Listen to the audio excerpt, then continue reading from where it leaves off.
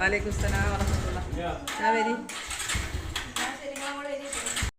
Hi friends, അസ്സലാമു അലൈക്കും. Welcome to news channel. നമ്മൾ ഇന്നത്തെ പുതിയ വീഡിയോയിലേക്ക് എല്ലാ കൂട്ടുകാർക്കും സ്വാഗതം.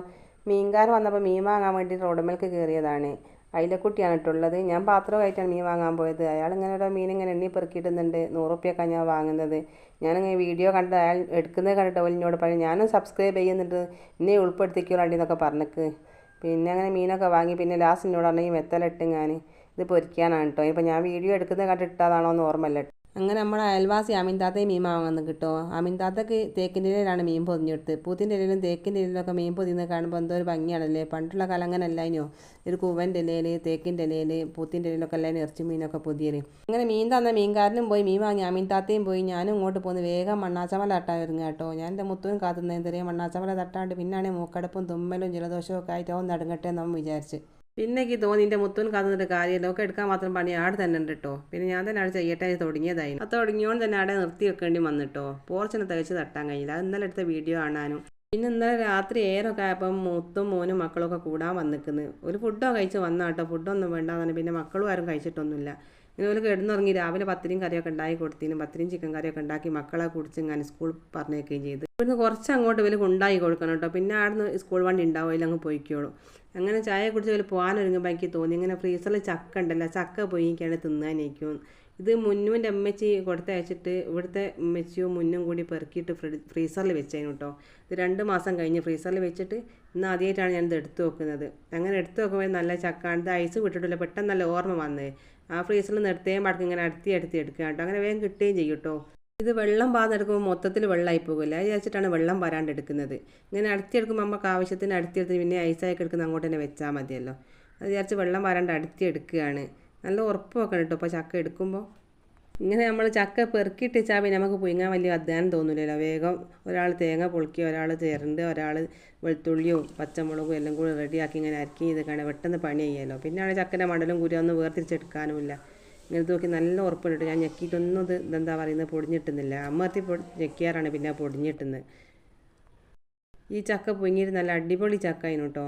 അങ്ങനെ ചക്ക ഞാൻ വേഗം കേകി ഇങ്ങനെ കുക്കറിൽ വെള്ളം വാർത്ത് വെച്ചിട്ട് ഇത്തിരി വെള്ളം ഇട്ടിച്ചെടുത്തു. ഈ വെള്ളത്തിന് ആവശ്യം ഉണ്ടാവില്ല, ഐസാക്കി എടുക്കുകയല്ലേ. പിന്നെ ഇതിൽ വെള്ളം ഇറങ്ങുകയും ചെയ്യുമല്ലോ. ഇങ്ങനെ കുക്കറിലിട്ടാൻ ഒരു വിസിലടുപ്പിച്ച് നോക്കുന്നതിന് ബന്ധിയില്ല. പിന്നെ രണ്ടാമത് പിന്നെയും ഞാൻ ഒന്നുകൂടി കുക്കർ മൂടിയിട്ട് ഇങ്ങനെ അടുപ്പത്ത് വെച്ചാട്ടോ. പിന്നെ വിസിലടിച്ചില്ല, കുറച്ച് നേരം ഒന്ന് ആവി കയറ്റിയിട്ടേ ഉള്ളൂ. അങ്ങനെ ഞാൻ ഈ ചക്ക കേകി അടുപ്പത്ത് വെക്കുമ്പോഴേക്കും വെച്ച് തേങ്ങയും പൊളിച്ചെന്ന് കേട്ടോ. പിന്നെ തേങ്ങ ചിരകി ഇങ്ങനെ വെളുത്തുള്ളിയും ചെറിയുള്ളിയും ഒക്കെ അതും തോലൊളിച്ചിട്ട് കുറച്ച് കറിവേപ്പില അതും ഇവിടെയുള്ള പച്ചമുളകിന് തീരെ എരിവില്ലായിരുന്നു. അങ്ങനെ എൻ്റെ അവളോട് കുറച്ച് പച്ചമുളകൊക്കെ വാങ്ങിയിട്ട് ആ ഉണ്ടമുളക് നല്ല എരുണ്ടാകുമല്ലോ. അത് അങ്ങാടിയിൽ നിന്ന് വാങ്ങുന്ന മുളക് തന്നെ കേട്ടോ. അങ്ങനെ അവളോട് പച്ചമുളക് വാങ്ങിക്കൊണ്ടുവന്ന് മിക്സിയിലൊന്ന് അരച്ച് വെക്കുന്നേരം ഒന്നുകൂടി അരിയാൻ കിട്ടും. നല്ലോണം അരിയും വേണ്ട.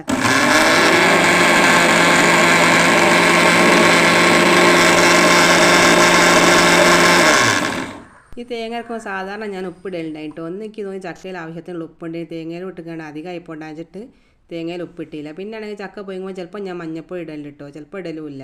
ഞാൻ ആവശ്യം ഉണ്ടെങ്കിലൊക്കെ ഇട്ടാൽ മതിയല്ലോ, മറന്നാലൊന്നും പ്രശ്നമൊന്നുമില്ല, ചോയൊന്നും വരില്ലല്ലോ. എൻ്റെ മോനാണെങ്കിൽ ചക്ക അങ്ങോട്ട് ഇളകി കൂടി അലീസായി പോതിട്ടോ, കണ്ടമുണ്ടാതി കിട്ടണം, അതായത് കുറുക്കാൻ തോറിയണമെന്ന് പറയും ഞങ്ങൾ. അറ്റാ കിട്ടും കേട്ടോ. ഞങ്ങൾക്കാണെങ്കിൽ നല്ലോണം ഇളക്കി കൂടിയിട്ട് അലീസയും കിട്ടണ്ടേ. അങ്ങനെ ഓന് ഞാൻ ദിവസം തേങ്ങയൊക്കെ ഇട്ട് ഇങ്ങോട്ട് ഇളക്കി കൂട്ടിങ്ങാൻ കഷ്ണം അങ്ങോട്ട് കോരി വെക്കുക കേട്ടോ. ഇത് വെന്ത് ഇങ്ങനെ എന്താ പറയണ്ടേ, അലിഞ്ഞു പോയിട്ടുമില്ല. ഇങ്ങനെ ഓന് ദിവസം ഇങ്ങോട്ട് കോരി വെച്ച് ബാക്കിയിൽ പിന്നെ ഞങ്ങൾ ബാക്കി തേങ്ങയും മുളകൊക്കെ ഇട്ടിങ്ങാൻ പിന്നെ നല്ലോണം ഇളക്കി അലീസാക്കി എടുക്കും. പിന്നെ അതുകൊണ്ട് ഓന് ദിവസം കടുകും കറിവേപ്പിലൊക്കെ ഇട്ട് വറവ് ചെയ്ത് കൊടുത്താൽ നല്ലതാട്ടോ. അങ്ങനെ തേങ്ങ ഇട്ടിട്ട് ഞങ്ങളിപ്പോൾ അതെല്ലാം വറവ് ചെയ്തിട്ടൊന്നുമില്ല. ചക്ക അതിനകത്തല്ലോ ടേസ്റ്റ് കൂട്ടിയൊക്കെയാണെങ്കിൽ തിന്നാൻ തികയൂലല്ലോ.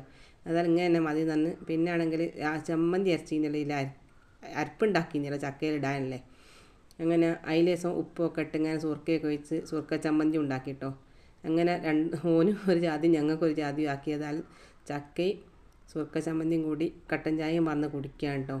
10 മണി ആയിട്ടുള്ള നമുക്ക് പോകാൻ ഒരുങ്ങുകയും ചെയ്തിരിക്കുന്നു. നല്ല റിഫൂനും തരുമനേ. ആ ഇത് കാണുമ്പോൾ കച്ചവടം ഇടൂലേക്കൂടെ. നല്ല സെറ്റ് ചക്കക്കളെ.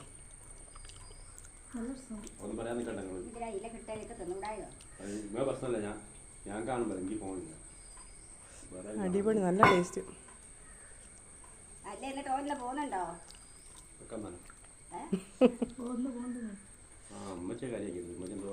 ഇത് 2 മാസം ഫ്രീസറിൽ വെച്ച ചക്കാണ്. അടിപൊളി. അതിന്റെ ടേസ്റ്റ് കൊണ്ടല്ലേ പറയുന്നത്, വെറുതെ അല്ലല്ലോ. ഇല്ലത്തോ എങ്ങനെയുണ്ട്? ഈ ചക്ക എങ്ങനെയുണ്ട്? നമ്മൾ തിന്ന ചക്ക എങ്ങനെയുണ്ട് മെച്ചിയെ? മെച്ചിയെ മെച്ചിയെ ചക്ക എങ്ങനെയുണ്ട്? നമ്മൾ തിന്ന ചക്ക എങ്ങനെയുണ്ട്? ടേസ്റ്റ് ഉണ്ടോ?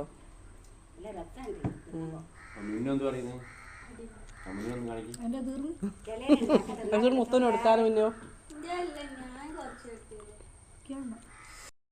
കൊണ്ടുപോകുമ്പോൾ നോക്കിയില്ല ശരിയാവില്ല. എന്തോ എടുത്ത് കൊണ്ടുപോകണ്ട്. മക്കളെ യൂണിഫോം ഉണ്ട്. ഇത് ചെക്ക് ചെയ്യാണ്ട് നേരം ഉണ്ടാലും ഒരുങ്ങി പിടിച്ചിട്ടല്ലേ ഞാൻ കാണുന്നത്. ഇങ്ങനെ ചക്കയും കട്ടനും ഒക്കെ അടിച്ചത് ആ മുത്തുമോനും പോകാൻ ഇറങ്ങിയിരിക്കുന്നത്. പിന്നെ 2 മാസം ഫ്രീസറിൽ വെച്ച ചക്കാണ് ഞങ്ങൾ പുഴുങ്ങി തിന്നെന്ന് പറഞ്ഞിട്ട് ഞങ്ങൾക്ക് തന്നെ വിശ്വാസം വരുന്നില്ല കേട്ടോ. അത്രയ്ക്കും ടേസ്റ്റ് ഉണ്ടായിരുന്നു, അടിപൊളിയും. പിന്നെ ആണെങ്കിലോ തിന്നിട്ട് തേഞ്ഞുമില്ല കേട്ടോ, കുറച്ചേ പുഴുങ്ങിയുള്ളേനും. അമ്മച്ചി പറഞ്ഞ് കുറച്ച് പുഴുങ്ങിയാൽ മതി, ബാക്കി നമുക്ക് പിന്നെ പുഴുങ്ങി. അത്രയൊക്കെ നമ്മൾ തിന്നു നേരം ആർക്കും തികഞ്ഞില്ല. പത്തിരിയും ചായയും കുടിച്ചിട്ട് അതിനകത്തും ടൈമായിട്ടുള്ളൂ, 8:30 ആയിട്ടുള്ളൂ. പിന്നെ അതിന് ശേഷമാണ് 10 നമ്മൾ ചക്കയും പുഴുങ്ങി തിന്നുന്നത്. അതുകൊണ്ട് അതിനമ്മച്ചി അങ്ങനെ പറഞ്ഞു. പിന്നെ മുത്ത് പോകുമ്പോൾ ഞാനിങ്ങനെ വെറുതെ കളിയാക്കുക കേട്ടോ. ഈ കവറിൽ ദിവസം എന്താ കൊണ്ടുപോകണം നമുക്ക് നോക്കാൻ നേരം ഉണ്ടാവില്ലെങ്കിൽ ഇറങ്ങി പോകണതാണ് ഞാൻ കാണുക. എടുത്തേക്കൊന്നും ഞാനിട്ട് കാണലുമില്ല. അവിടെ വന്ന് ചെക്ക് ചെയ്യണമെന്നൊക്കെ പറയാം. പിന്നെ മോനോട് ഞാൻ പറയും നിങ്ങളവിടെ പോയിട്ട് നോക്കണേ, ഇവൾ എന്താ കവറിൽ കൊണ്ടുപോകണമെന്ന് നോക്കാം. ഞാൻ അങ്ങനെയൊക്കെ പറയുമ്പോൾ മുപ്പത്തി ഇങ്ങോട്ടും പറഞ്ഞിട്ടോ ഞാൻ എൻ്റെ സാധനമേ കൊണ്ടുപോകണം കേട്ടോ, ഞാൻ വാങ്ങിയ സാധനം തന്നെ ഞാൻ കൊണ്ടുപോകണമൊക്കെ, അല്ലാണ്ട് ഇവിടെ നിന്ന് കൊണ്ടുപോകണമെന്നില്ല. വാലേക്കും സലാം വറഹ്മത്തുള്ളാഹി. ഞാൻ വരി. അങ്ങനെ ചക്കയും ചായയും കുടിച്ച് കയ്യും കുലായിലൊക്കെ വന്ന് കിട്ടുമോ. പിന്നെ വരെ യാത്ര അയച്ചതിന് ശേഷമാണ് അടുക്കളയിലേക്ക് പോകുന്നത്. അടുക്കളയിൽ പോയൊക്കെ നല്ലോണം പാത്രമൊക്കെ നിറഞ്ഞെടുക്കുന്നുണ്ട്. അതിൻ്റെ ഒക്കെ ക്ലീൻ ചെയ്ത് ഇങ്ങനെയൊക്കെ പോകുന്നതായിട്ട് തുടച്ച് നന്നാക്കി പോകുന്നത്. പിന്നാണല്ലോ പെട്ടെന്ന് ചക്ക വിങ്ങലുണ്ടായത്. അങ്ങനെ ചക്ക പൊങ്ങി തിന്ന് പാത്രവും കൈയ്യെടുക്കുമ്പോഴാണ് ഓണച്ചന്തൻ്റെ വിശേഷങ്ങൾ അങ്ങനെ കേൾക്കുന്നത്. നമ്മളെ ഗ്രൂപ്പിൽ അങ്ങനെ പറയുന്നുണ്ട് ഓണച്ചന്തണ്ട് 1500 റുപ്യക്ക് ഇത്രയും സാധനമൊക്കെ ഉണ്ട്. ആണെങ്കിൽ പയർ വർഗ്ഗങ്ങളൊക്കെ നല്ല വിലയാണല്ലോ. അങ്ങനെ കേട്ട പതി കേൾക്കാത്ത പതി അഞ്ചൻ്റെ ഓളോടും ചോദിച്ചു, അയൽവാസിനോടും ഒക്കെ ചോദിച്ചു. ഞങ്ങൾ 3 കൂടി ചന്തക്ക് പോയതാട്ടോ. ചന്തക്ക് പോയതല്ല, ചന്ത സാധനം വാങ്ങാൻ പോയതാണ്.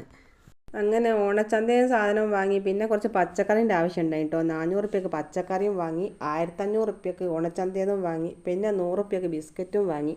ഇങ്ങനെ 2000 റുപ്യയും തീർത്താണ് കേട്ടോ. അപ്പോൾ പോയിരുന്ന് ഓട്ടോറിക്ഷക്കൂലി വേറെയും വേണം. ഒരൊറ്റ പോക്ക് 2000 റുപ്യ. ആട്ട് ഓട്ടോറിക്ഷക്കൂലി ഞങ്ങൾ 3 ആൾക്ക് 30 റുപ്യാണ്, ഓരോരുത്തർക്ക് 10 റുപ്യ ആയിട്ടേ ഉള്ളൂ. പിന്നെ തിരിച്ച് പോകാൻ 50 റുപ്യ ആയിട്ടോ. അതും ഞങ്ങൾ 3 ആളോട് വീതം വെച്ചെടുക്കുക ചെയ്യുക. ഇവലോട് പോരുന്നില്ല, ഞങ്ങൾ പോരുന്നില്ല വെച്ചിട്ട് ഇവർക്ക് പോരണ്ടാനും എൻ്റെ ഉള്ളത് ഞാൻ പോരുന്നില്ല, പോരുന്നില്ല. പിന്നെ ഓളും പോന്ന്. അയൽവാസിന് ചോദിച്ചപ്പോൾ ഓനെ വിളിച്ചിട്ട് കിട്ടുന്നില്ല, എന്താക്കണം പോരണ്ടീനും വേണ്ടീന്നൊക്കെ ഓളും പറഞ്ഞു. അങ്ങനെ ഏതായാലും ഞങ്ങൾ 3 ആളോട് കേട്ടോ പോയത്. ഇങ്ങനെയൊക്കെ പാനുണ്ടാകുമ്പോൾ 3 ആളോടെയൊക്കെ ഒരുമിച്ച് പോകുമ്പോൾ ഒരു സുഖമാണല്ലോ. സ്വന്തം പോണേക്കാണ് നല്ല എല്ലാവരോടും പോകുന്നതല്ലേ. ഇതെല്ലാം കൂടി കേട്ട് 1 മണിക്കൂർ കൊണ്ട് പോണ്ടേ ഉള്ള തീരുമാനം എടുക്കലും പോലും സാധനം വാങ്ങി പോരലെത്തിലൊക്കെ കഴിഞ്ഞ് കിട്ടും. അതിലും നല്ല വിറ്റ്. നമ്മൾ ഓട്ടോറിക്ഷക്കാരനോട് എത്ര കൂലിയെന്ന് വെച്ചാൽ ഇവിടുന്ന് ആ ഭാഗത്ത് ഞങ്ങൾ അങ്ങനെ ഓട്ടോറിക്ഷ വിളിച്ച് പോരില്ല. ഞങ്ങൾ എപ്പോഴും ബസ് ഉണ്ടാകില്ല, ഓട്ടോറിക്ഷ വിളിച്ച് പോകേണ്ട ആവശ്യമില്ല. അല്ലെങ്കിൽ ഞങ്ങൾ പിന്നെ വട്ടോന്ന് പോകുന്ന വെച്ചാൽ മതി. ഓനെന്നവൻ പറഞ്ഞ് വാക്ക് നേത്തറിയോ, നിങ്ങൾക്ക് 3 ആൾക്കോട് വീതം വെക്കാൻ സുഖമല്ല, 60 റുപ്യ എന്നേക്കിയത്. അപ്പോൾ ഞാൻ എത്ര അവിടേക്ക് കൂലി ചോദിച്ചപ്പോൾ 40 എന്നും പറഞ്ഞു. പിന്നെ 10 വേണം നിങ്ങൾക്ക് ലഗേജൊക്കെ ഉള്ളതല്ലേ എന്ന് ചോദിച്ചു. എന്നാൽ 10 കൊടുക്കാൻ ഞാൻ പറഞ്ഞു വീതം വെക്കാൻ ഞങ്ങൾ എങ്ങനെയെങ്കിലും വീതം വെച്ചോളാം, ഓട്ടോറിക്ഷക്കൂലി എത്ര അയച്ചാൽ പറയുമെന്നും പറഞ്ഞ് 50 റുപ്യയും കൊടുത്ത് ഒക്കെ ചില്ലറയൊക്കെ വാങ്ങി കുലായ കയറി. ഞാൻ ഹസ്ബൻ്റെ പൊതി കഴിക്കാട്ടോ. ഓക്ക് അരി വേണ്ട, ഓക്ക് ചാക്കരി വാങ്ങി വെച്ചിട്ടുണ്ട്, അതിനെക്കൊണ്ട് അരി വേണ്ട. പിന്നെ അതപ്പോൾ ഞാൻ പറഞ്ഞാൽ ഞാനെടുത്തോളാം, 30 റുപ്യ ഉള്ളൂ അരിക്ക്. അല്ലാണ്ട് പീടികയിൽ ഇപ്പോൾ എത്ര ആയാലും അധികമൊക്കെ അല്ലേ അരിക്ക്, 45 50 ഒക്കെ അല്ലേ അരിക്ക്, 50ൻ്റെ മുകളിലാണെന്ന് തോന്നുന്നുണ്ടല്ലേ, നല്ല കുറവായിരിക്കും. അങ്ങനെ ഉള്ളോട് 5 കിലോൻ്റെ അരിയും ഞാൻ വാങ്ങി നോക്ക് 150 റുപ്യയും കൊടുത്ത്. അങ്ങനെ ബാക്കിയുള്ള സാധനം കോൾ ചെയ്താലും കഴിച്ചാണല്ലോ, ഒന്ന് എടുത്ത് നോക്കുക കേട്ടോ. അങ്ങനെ കിറ്റ് കെട്ടി വെച്ചതാണല്ലോ കിട്ടിയത്. ഇത് ഇന്ന് ഇവിടെ 2 സ്ഥലത്തുണ്ട് കേട്ടോ. വട്ടോളിയുണ്ട്, പൂളക്കാപ്പറമ്പിലുണ്ട്. ഞങ്ങൾക്ക് ഇവിടെ അടുത്തിട്ടുള്ളത് പൂളക്കാപ്പറമ്പിലാണ്. അങ്ങോട്ട് പോകാമെന്ന് പറഞ്ഞാൽ പിന്നെ അങ്ങോട്ടാണ് ഞങ്ങൾ പോയിന്. എല്ലാ സാധനവും ഉണ്ട് കേട്ടോ. 1 കിലോ ചെറുപയറുണ്ട്, 1 കിലോ വൻപയറുണ്ട്, പിന്നെ 1 കിലോ കടലുണ്ട്, 1 കിലോ ഉഴുന്നുണ്ട്, പിന്നെ 500 പരിപ്പുണ്ട്, 500 വെളിച്ചെണ്ണ ഉണ്ട്, 1 കിലോ പഞ്ചസാര ഉണ്ട്, 2 കിലോ ചീരോത്തരി ഉണ്ട്, 5 കിലോന് ചോറ് വെക്കുന്ന അരി കേട്ടോ, കുറുവരി ഉണ്ട്, പിന്നെ 2 കിലോ പച്ചരി ഉണ്ട്. അതുപോലത്തെ കുറേ സാധനങ്ങളൊക്കെ ഉണ്ട് കേട്ടോ. പിന്നെ ഞങ്ങളുടെ നാട്ടിൽ ചീരോത്തരി എന്ന് പറഞ്ഞിട്ടാണെങ്കിൽ നെയ്ച്ചോറും ബിരിയാണിയൊക്കെ വെക്കുന്ന അരിയാണ് കേട്ടോ. ചില ഭാഗത്തേക്ക് അങ്ങനെയൊക്കെ പറയലുണ്ടാവില്ല. പിന്നെ 500 മല്ലിയുണ്ട്, 500 മുളകുണ്ട്, പിന്നെ സോപ്പും പൊടി ഉണ്ട്, സാബൂനുണ്ട്, സോപ്പുണ്ട്, വിമ്മിൻ്റെ കട്ടുണ്ട്, പിന്നെന്താ സാമ്പാർ പൊടി, ചിക്കൻ മസാല, അങ്ങനത്തെ കുറേ സാധനങ്ങളൊക്കെ ഉണ്ട് കേട്ടോ. ഇനി എന്തെങ്കിലും അറിയേണ്ടി ഉണ്ടെങ്കിലും കമൻറ്റ് ചെയ്യാണ്ട് ഞാൻ പറഞ്ഞു തരുന്നുണ്ട് അടുത്ത വീഡിയോയിൽ. അല്ലെങ്കിൽ പിന്നെ വിശദമായിട്ടൊക്കെ വെച്ച് കാണിച്ചു തരുന്നുണ്ട്. ഇതുകൊണ്ട് വാങ്ങാത്തവരൊക്കെ ഉണ്ടെങ്കിൽ ഒന്ന് പോയി വാങ്ങിക്കോളാണ്ടി. നമ്മൾ കുറേ പൈസക്ക് ലാഭം ഉണ്ടാവും കേട്ടോ. നമ്മൾ പയർ വർഗ്ഗങ്ങളൊക്കെ വാങ്ങണമെങ്കിൽ 100ൻ്റെ മുകളിൽ എന്തായാലും വേണ്ട. 1 കിലോ ചെറുപയറും മമ്പയറും പരിപ്പും പിന്നെന്താ പറയണ്ടേ ഉഴുന്നിനൊക്കെ നല്ല വില അല്ലേ. ഇതൊക്കെ 100ൻ്റെ ചോടയുള്ളൂ കേട്ടോ 1 കിലോന്. നമുക്കൊരു സാധനത്തിന് മേലെ 10 റുപ്യ കുറഞ്ഞിട്ടൊക്കെയാണ് നമുക്ക് ലാഭം തന്നെ അല്ലേ. പിന്നെ ആണുങ്ങളൊന്നും പുരയില്ലെങ്കിൽ മക്കളെ പെണ്ണുങ്ങൾ എങ്ങനെ തെണ്ടിയേസകളായി പോകേണ്ടി വരും. ഇങ്ങനെ സാധനത്തിനൊക്കെ എന്തെങ്കിലും നമുക്ക് പുതിയ സാധനം കിട്ടുകയും ചെയ്യും. അല്ലാണ്ട് ഇപ്പോൾ ആരെ ആശ്രയിച്ച് ജീവിക്കുകയാണ് നമ്മളൊന്നും ഇപ്പോൾ ഒരാളോട് ഇങ്ങനെ പറയാൻ പറ്റുമോ മാണ്ടീനും ഇത് മാണ്ടീനും കുണ്ടത്തരും ഓരോരുത്തർക്കും ഓരോരുത്തരായ തിരക്കും കാര്യങ്ങളും ജോലികളും ഒക്കെ ഉണ്ടാവില്ലേ. അവനാൻ്റെ ആവശ്യത്തിന് അവനാണ്ട് പോകുക എന്നല്ലാണ്ട് ഒരു രക്ഷയില്ല. മുത്തും മോനും പോകുന്നതിന് മുമ്പ് അത് ഓർമ്മ ഉണ്ടായിരുന്നെങ്കിൽ ഓല് വാങ്ങിക്കൊണ്ട് തരികയാണ് കേട്ടോ. പക്ഷേ ഓല് പോയാലാണ് ഞാൻ വിവരങ്ങളൊക്കെ അറിയുന്നില്ലേ. വാട്സപ്പിൽ വന്നിക്കുന്നു, പക്ഷേ ഞാനത്ര ശ്രദ്ധിച്ചില്ല. പിന്നെ ഗ്രൂപ്പിൽ ഇങ്ങനെ ഇന്ന് തുരുതുരാതെ മെസ്സേജ് വന്നപ്പോഴാണ് ആ ഭാഗം ചിന്തിക്കുന്നത്. ഓനങ്ങനെ വരുമ്പോൾ പുരയിലേക്കുള്ള സാധനമൊക്കെ വാങ്ങിക്കൊണ്ട് തന്നിട്ടാട്ടോ പോവുക. നാലും ഉണ്ടാകും. പിന്നെ നമ്മൾ പോയിട്ട് ആടുന്ന് കണ്ടിങ്ങനെ വാങ്ങിക്കൊണ്ടുവരുക സാധനം. പുരയിൽ എഴുതി കൊടുത്ത് ഇങ്ങനെ ഓർമ്മിച്ചെടുക്കും പോലെ അല്ലേ നമ്മൾ പോയിട്ട് കണ്ട് വാങ്ങിക്കൊണ്ടുവരുന്ന സാധനങ്ങൾ വേറെ ഉണ്ടാവില്ലേ. ഇങ്ങനെ കുറേ സാധനങ്ങളൊക്കെ ഇതായി നിന്ന് വാങ്ങിങ്ങനെ പുരയിൽ എത്തിക്കുന്നു കേട്ടോ. അതൊക്കെ ഇനി ഒന്ന് വേറെ ആക്കി വെച്ചിങ്ങനൊക്കെ റെഡിയാക്കി വെച്ചെങ്കിലേ സമാധാനം ഉണ്ടാവും. ഇതൊക്കെയാണ് നമ്മൾ ഇന്നത്തെ വിശേഷങ്ങൾ. പിന്നെ മറ്റ് വിശേഷങ്ങളൊക്കെ ഇൻഷാ അല്ലാഹ് അടുത്ത വീഡിയോയിൽ കാണാം. എല്ലാവരും പ്രത്യേകം ദുആയിൽ ഉൾപ്പെടുത്തി. അസ്സലാമു അലൈക്കും.